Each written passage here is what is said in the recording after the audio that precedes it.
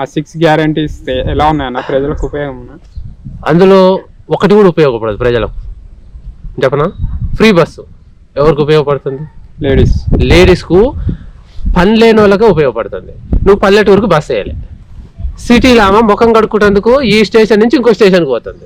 కూరగాయలు తెచ్చుకుంటేందుకు ఈ నుంచి కోటికి పోతుంది. ఆమె కోటి నుంచి ఆడికి పోతుంది, యాబిడ్స్కి పోతుంది. అవి తిరుగుతందుకు ఉత్తగా తిరుగుతందుకు. నల్గొండలో ఎక్కి ఏం పని పాట లేనామా హైదరాబాద్ ఎల్బీ నగర్ కాడికి పోయి షాయి తాగి మళ్ళీ అదే బస్సు ఎక్కి నల్గొండకు వస్తుంది.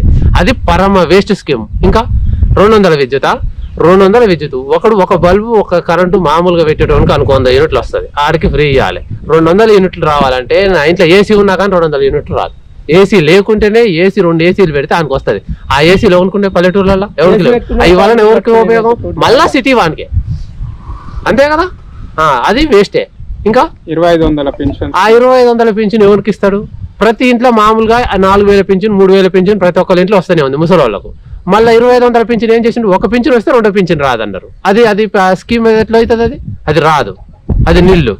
500 రూపీస్ సిలిండర్.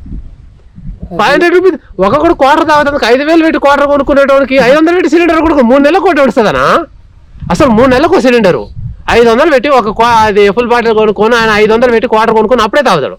అసలు తాగుతాడు యూరిన్ పోస్తాడు, అయిపోద్ది. 500 పెట్టి క్వార్టర్ కొనుక్కొని తాగేటోడు రోజు ఒక క్వార్టర్ చొప్పున 15,000 పెట్టి తాగుతాడు. 500 సిలిండర్ వాడు ఇంకో 500 పెడితే అయిపోతుంది కదా. 3 నెలలు వస్తుంది. అంటే ఎంత మిగిలిస్తుంది ఇప్పుడు ఈ 500 సిలిండర్ వలన? 3 రోజులు 600, అంటే రోజుకు 2 రూపాయలు.